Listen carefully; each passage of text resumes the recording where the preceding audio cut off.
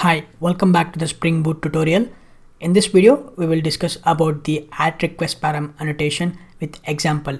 What is the use of add request param and how to use it in Spring Boot. In fact, this add request param annotation is not specific to Spring Boot. It is actually specific to Spring Framework. Okay, so let's discuss in detail about this add request param annotation. So what is this add request param annotation? So add request param annotation binds the web request parameter to a controller method. So what is mean by that? So let's understand with a simple words. So the add request param annotation is used to obtain the parameter from the template URI. Okay, so we have this template URI, which is a localhost :8080/spring MVC/hello/101, and after the question mark, we are going to pass few parameters to the controller. So param1 is equal to 10 and param2 is equal to 20. So we are passing two parameters in the request in the template URI. We can pass any number of parameters inside the template URI, but we need to separate with the ampersand symbol. So in this example, we are passing two request parameters, which is param1 is equal to 10 and param2 is equal to 20. And inside our controller method, we are going to obtain these parameters using the add request param.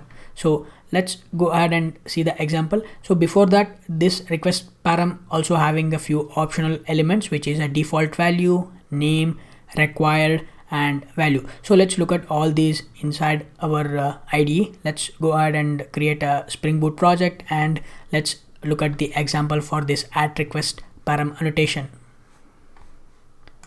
I have already created a project which is a request param, and if you expand inside this pom.xml, I have added two dependencies, starter web and dev tools. The starter web is for creating the web application and we are using the Spring MVC, and this dev tools is for automatic reloading. So inside this package, we have already created a controller package, and inside this, let's go ahead and create a one more class. I'm going to call this my controller, and I'm going to annotate this with the @rest controller, and I'm going to create a method public string get users, and I'm going to annotate this with get mapping, and let's specify the template URI, which is /users, and inside this method, we are going to make use of the request param to obtain the parameters. So let's use request param, and we are going to use the option name is equal to, we are going to specify the parameter name, which is username, and we are going to bind it to the method argument, which is string, and let's specify the name. Okay, I'm going to call this name, and inside this, let's actually return a message that is my name is, I'm going to concatenate the name. So let's go ahead and import all these things. So we have imported the get mapping, rest controller, and the request param. So now let's save this and let's go ahead and run this project.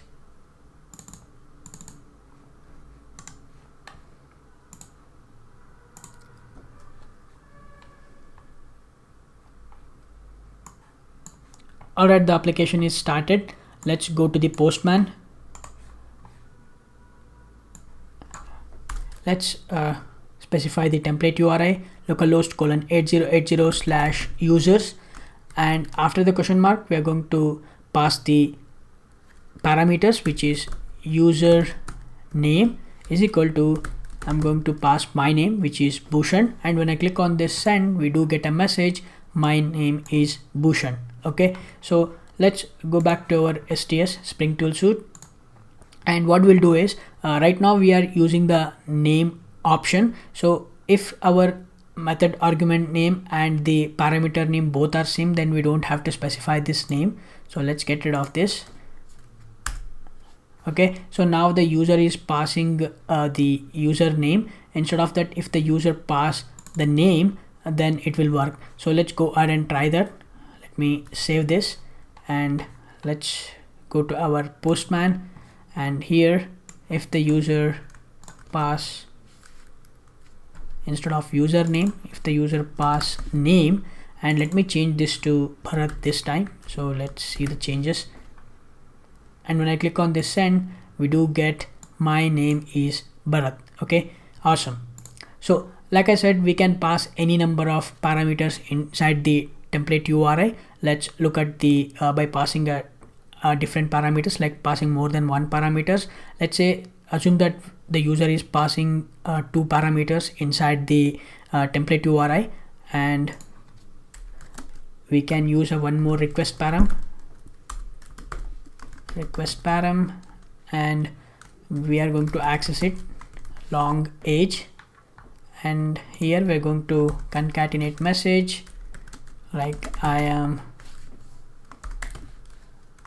28 years old if the user passed 28 as the value. So let's save this, and now inside our Postman, let's actually like I said before, like in order to pass more than one parameter, we need to separate with the ampersand. Age is equal to 28.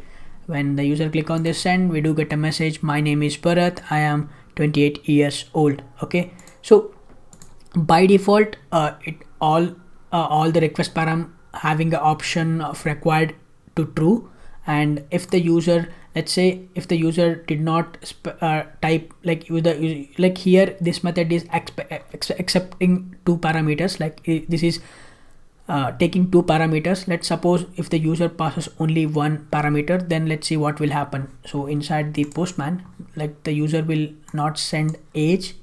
Okay, and when the user click on this send, we do get an error message that is bad request and required long parameter. So the method is expecting the age, but the user is not passing.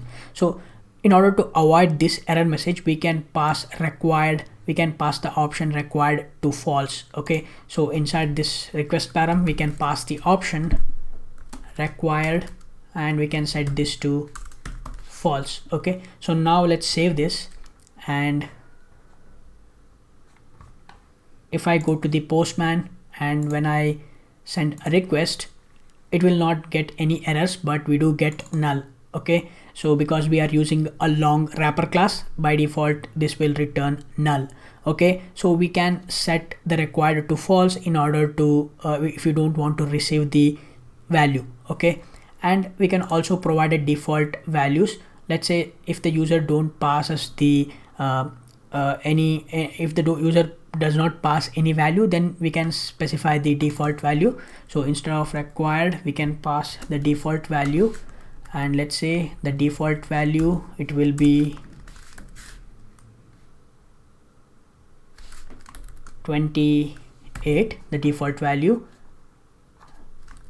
should give it in the double quotes, 28. Okay, so now let's save this, and let's go to our Postman, and now when the user click on this send, we do get my name is Bharat, I am 28 years old, because the default value we have specified inside our request param is 28, and that default value will bind it to this variable which is age. Okay, so alright, so this is all about the add request param. The add request param is used to obtain the parameters from the template URI. Okay, so that's all about this video. In the next video, we're going to discuss about the add request body annotation. So that is coming up in the next video. I will see you in the next video.